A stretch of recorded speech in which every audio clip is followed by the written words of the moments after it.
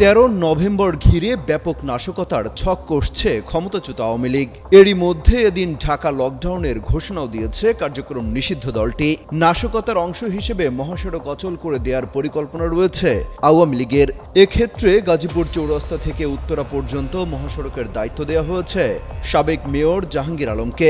কাঁচপুর থেকে যাত্রাবাড়ি পর্যন্ত অবরোধ করার দায়িত্ব দেওয়া হয়েছে লিয়াকত শিকদারকে। ঢাকার ভেতরে অগ্নিসংযোগ ও সংঘর্ষ পরিকল্পনায় নিয়োজিত থাকছে সম্রাট। এ নিয়ে একটি প্রতিবেদন প্রকাশ করেছে দৈনিক আমার দেশ।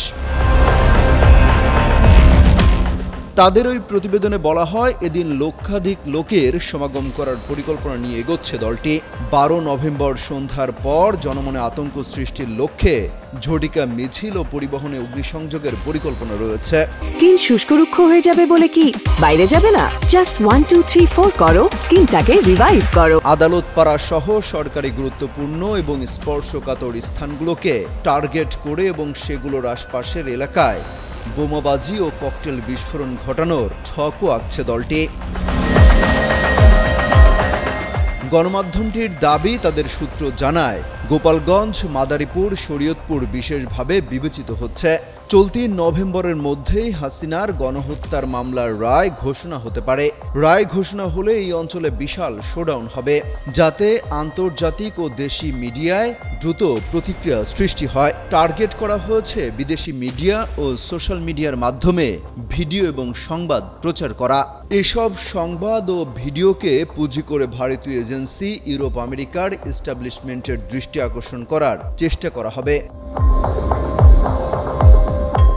অন্তর্বর্তীকালীন সরকারকে ব্যর্থ হিসেবে প্রমাণ করার জন্য বহু চেষ্টা করা হয়েছে গত 1 বছর ধরে, যার প্রায় সবগুলোই বিফলে গেছে বলে মত সংশ্লিষ্টদের। এখন হাসিনার রায় ঘোষণাকে কেন্দ্র করে বিশৃঙ্খলা করতে চাইছে ক্ষমতাচ্যুত আওয়ামী লীগ। এই অবস্থায় আপাতত সেনাবাহিনীর সদস্যদের মাঠ থেকে তুলে না নিতে নিরাপত্তা সংশ্লিষ্ট সংস্থাগুলো থেকে সরকারের উচ্চ পর্যায়ের সুপারিশ করা হয়েছে।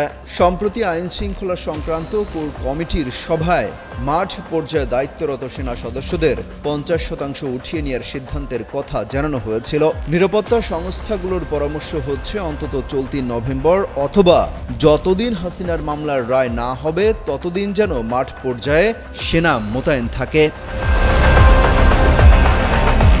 আইনশৃঙ্খলা বাহিনীর সূত্রে জানা যায়, দেশব্যাপী আইনশৃঙ্খলা রক্ষাকারী বাহিনী, র্যাব ও গোয়েন্দা ইউনিটগুলোকে সতর্ক অবস্থায় থাকার নির্দেশ দেওয়া হয়েছে।